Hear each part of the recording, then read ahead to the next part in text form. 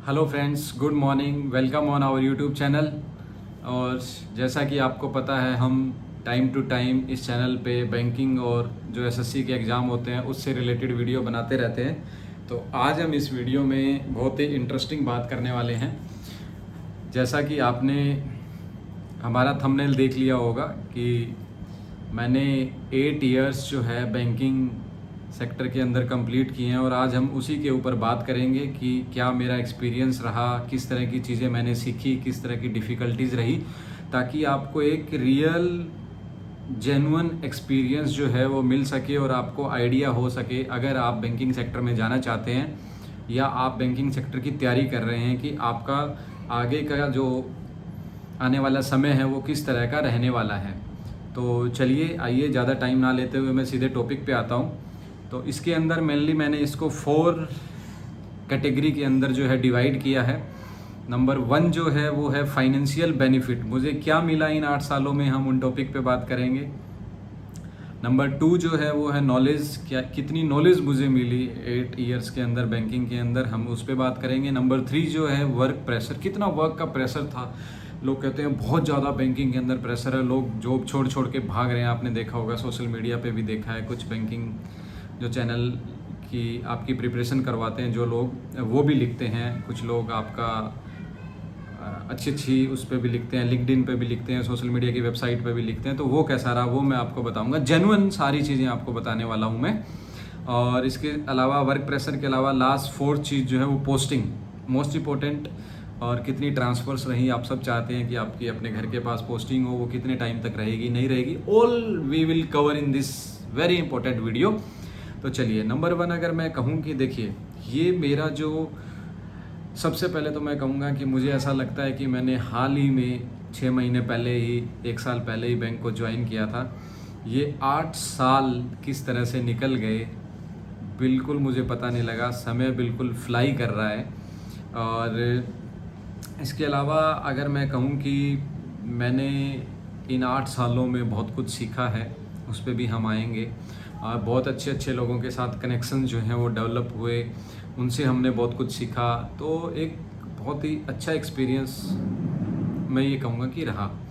अब हम आते हैं सबसे पहले जो पार्ट 1 मैंने बताया, फाइनेंशियल पावर पे। देखिए, बैंक में आने से पहले मैं एक बिल्कुल ही यूँ कहूँ कि हम्बल बैकग्राउंड से था, जो अभी भी हुई खैर। तो मुझे काफ़ी ज़्यादा फाइनेंशियल बेनिफिट इसमें मिला। और मैंने मुझे आज भी याद है कि मैंने अपनी जर्नी को 34,000 रुपीज़ पर मंथ से शुरू किया था, और आज यू कैन से कि 1 लाख प्लस है पर मंथ। तो एक बैंक आपको जो है डिसेंट सैलरी इसका मतलब दे रहा है। और आज के टाइम में जो पीओ ज्वाइन करता है उसकी तो 65 प्लस है, तो अच्छी खासी आपकी मैं ये कहूँगा कि सैलरी है, जिससे आपकी लाइफ और आपके परिवार का ठीक ठाक सा गुजारा हो जाता है। ठीक है, इच्छाएं तो कभी ख़त्म नहीं होती, ये चीज़ है। उसके अलावा मैंने अपना हाउस भी बनाया बैंक की मदद से। ठीक है, हम लोग गाड़ी भी चलाते हैं बैंक की मदद से, और भी काफ़ी चीज़ें हैं जो मैं इसके अंदर नहीं बोल सकता, जो एक बैंक के अंदर आने के बाद हमने की। तो ये एक बहुत बड़ी बात है। शायद आपको कोई ऐसी जॉब होगी जो 8 साल के स्मॉल पीरियड में, मैं ये कहूँगा ज़्यादा लंबा पीरियड नहीं है ये, 7-8 साल के स्मॉल पीरियड के अंदर ही आपको इतनी चीज़ें जिसमें आप कर सकते हो। ठीक है, तो ये एक अच्छा था। और बैंकिंग में ये कहूँगा कि almost all things are taken care by the bank. आपको बहुत सारी चीज़ें मिलती हैं, क्या क्या फैसिलिटीज़ मिलती हैं। कुछ फैसिलिटीज़ तो बाहर लोगों को पता भी नहीं होती, वो भी मैं एक अलग से वीडियो बना दूंगा कि आपको किस किस तरह की फैसिलिटीज़ अंदर मिलती हैं। आपको सब कुछ बैंक ऑलमोस्ट सब दे देता है। ठीक है, बच्चों की पढ़ाई का खर्चा छोड़ के बाकी सब कुछ बैंक आपको देता है। तो फाइनेंशियल काफ़ी आप अपग्रेड हो जाते हैं, मैं यूँ कहूँगा, नंबर 1। नंबर 2, अगर मैं नॉलेज की बात करूँ तो because I had a engineering background in electronics and communication. और चूँकि बैंक में आने के बाद मैंने कई सालों तक लगातार क्रेडिट के अंदर काम किया, तो उससे जो है मेरे को काफ़ी चीज़ें सीखने को मिली। बैलेंस शीट एनालिसिस, हमने कॉमर्स बैकग्राउंड से रिलेटेड जो टर्म्स थी वो सीखी। क्रेडिट में काम करने के बाद हमें मार्केट के अंदर इंडस्ट्री लेवल किस तरह से लोग काम करते हैं, अलग अलग बड़े बड़े अकाउंट्स की जो आपकी फैक्ट्रीज होती हैं उनको विज़िट करने का मौका मिला, यूनिट विज़िट करने का मौका मिला, उससे काफ़ी चीज़ें सीखी। वो एनरिच एक्सपीरियंस एक था, आई वुड से। एंड उसके अलावा मैं यूँ कहूँ कि सीखने के लिए हमें पहले प्रॉपर्टीज़ के बारे में आइडिया नहीं होता था, मतलब मोस्ट इंटरेस्टिंग थिंग्स उसके बारे में हमें आइडिया लगा कि किस तरह से प्रॉपर्टी एक दूसरे के नाम पे ट्रांसफ़र होती है, कितनी टाइटल चेन होती है। मतलब ये बहुत सी चीज़ें हैं जो एक कॉमन एक एडमिनिस्ट्रेशन में जॉब करने वाला आदमी शायद ना जान पाए। बैंकिंग के अंदर आपको ओवरऑल आपकी डेवलपमेंट मैं यूँ कहूँगा कि ज़्यादा होती है। एंड जनरल बैंकिंग का एक्सपीरियंस रहा, उसके अंदर तरह तरह के लोगों से मिलना सीखना, तो काफ़ी enrich experience it was a of 8 years। And इसके अलावा जो है थर्ड वन हमारा था वर्क प्रेशर। वर्क प्रेशर तो देखिए, प्रेशर काम का बैंक के अंदर काफ़ी रहता है।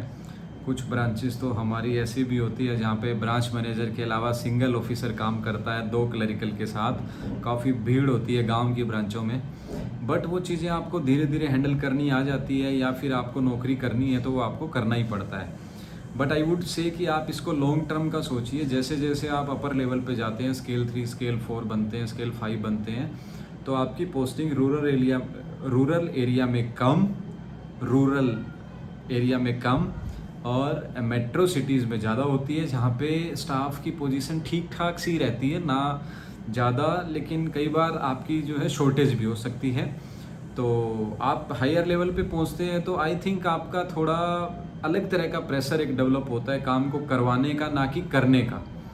तो काम का प्रेशर तो नो डाउट है, और स्टाफ की शॉर्टेज भी है, और चूँकि it is a service sector job, आपको डिलीवर करना पड़ेगा बिकॉज कंपटीशन बहुत ज़्यादा है। तो आपको ये सोच समझ के ही एग्ज़ाम की तैयारी करनी है। अगर आप सोचते हैं कि it is a pure government job, like आप 3 घंटे काम करेंगे दिन में, बाकी बिना काम करे चल जाएगा, ऐसा नहीं होगा। आपको सुबह 10 बजे से लेकर शाम को 7 बजे तक, 6:30-7 बजे तक काम नॉन स्टॉप करना होता है। बीच में आधे घंटे का ब्रेक मिलता है, 1-2 बार आप चाय पी लेते हैं। ब्रांचेज में ड्यूटी है तो बैक ऑफिस में ड्यूटी है तो आपको मे बी 1 घंटे का ब्रेक मिल जाए। But as per RBI guideline 1 hour break is not at all applicable. Even वो तो कहते हैं कि आपको कोई काउंटर बंद भी नहीं करना है, आपको रोटेशन में काउंटर चलाने हैं। तो आप देख सकते हो कि नो डाउट वर्क का प्रेशर आपके ऊपर रहने वाला है, बट यस आपको अच्छा खासा सैलरी मिलेगी, डिसेंट आपका फाइनेंशियल जो है टेक केयर होगा। और आज के टाइम में इतनी बेरोज़गारी है, उसको देखते हुए ये चीज़ मैं ये कहूँगा कि कोई ख़राब भी नहीं है। ठीक है, नंबर 4 पे आते हैं हम। इस वीडियो को 10-11 मिनट से ज़्यादा नहीं रखेंगे ताकि ये वीडियो छोटी रहे। नंबर 4 पे है ट्रांसपेरेंट पोस्टिंग्स। मोस्ट इंपॉर्टेंट, हर बच्चा चाहता है कि मुझे घर के पास पोस्टिंग चाहिए, घर के पास पोस्टिंग चाहिए। तो इसके अंदर मैं आपको डायरेक्ट बता रहा हूँ, सभी 12 PSBs की जो बचे हुए हैं अभी, मोदी जी के आने से पहले 20-21 हुआ करते थे, उन्होंने इसको 12 कर दिया, जाते जाते पता नहीं कितना करके जाएंगे। तो चूँकि आपको इट मे बी पॉसिबल कि फर्स्ट स्टार्टिंग जैसे ही आप PO ज्वाइन करें आपको होम स्टेट मिल जाए। होम स्टेट मिल जाता है तो आप स्केल 1 हैं, फिर आप स्केल 2 बनेंगे। आप 3 साल के लिए एलिजिबल हो जाते हैं, 3 साल बाद स्केल 2 बनने के लिए। अगर आप बनते हैं तो आपकी पोस्टिंग पैन इंडिया में कहीं भी हो सकती है। अगर आप स्केल 2 नहीं बनते हैं तो आप अपने होम स्टेट में जहां पोस्टिंग हुई है, जिस RO के अंडर पोस्टिंग हुई है, RO का मतलब रीजनल ऑफिस के अंडर पोस्टिंग हुई है, वहीं पे ही रहेंगे। कितने टाइम रहेंगे भैया? ज़्यादा से ज़्यादा 6 साल 7 साल रहेंगे। उसके बाद लगभग सभी बैंकों की ये पॉलिसीज़ है कि आपको उस जोन के बाहर, ठीक है, जाना पड़ता है जिस जोन के अंदर आपकी पोस्टिंग्स हैं। और जोन के बाहर, जोनल ऑफिस का मतलब एक जोनल ऑफिस के अंदर 1 स्टेट या 2 स्टेट या 3 स्टेट भी आते हैं, तो आपको वो सारे स्टेट्स जो है क्रॉस करके उस जोन के बाहर भेज दिया जाता है। फिर आप वापस 3 से 4 साल बाद आते हैं होम स्टेट में, और उसकी भी कोई गारंटी नहीं है कि आपको होम स्टेट ही मिलेगा। आप मान लीजिए कि पंजाब से हैं तो आपको हरियाणा मिल सकता है, राजस्थान मिल सकता है, तो ये आपको पहले ही सोचना है। ट्रांसफ़र की कोई गारंटी नहीं है। अगर आप कैरियर ओरिएंटेड हैं तो आपको पैन इंडिया घूमना ही पड़ेगा। सारी चीज़ें बैंक आपको देता है। सामान ट्रांसफ़र करने के पैसे, गाड़ी के पैसे, आपका सामान की टूट फूट हो जाती है उसके पैसे, सब बैंक आपको देता है, उसकी कोई चिंता नहीं आपको करनी है। तो ये ट्रांसपेरेंट पोस्टिंग्स का मैं आपको बता दिया। अगर आपका पूरी वीडियो में किसी भी चीज़ से रिलेटेड कोई डाउट है और आप चाहते हो कि किसी चीज़ को लेके मैं आपको जो है नई वीडियो में बताऊं, ठीक है जी, डिटेल के अंदर, तो आप मुझे नीचे बता दीजिए कमेंट सेक्शन में। मैं जैसे ही मेरे को टाइम मिलेगा मैं आपको नई वीडियो में बिल्कुल जेन्युइन बातें जो है आपके सामने बता दूंगा। चलिए, अगर आपको वीडियो लगी हो थोड़ी इन्फॉर्मेटिव तो प्लीज़ इसको लाइक कर दीजिएगा और हमारे चैनल को सब्सक्राइब कर लीजिएगा। Thank you so much.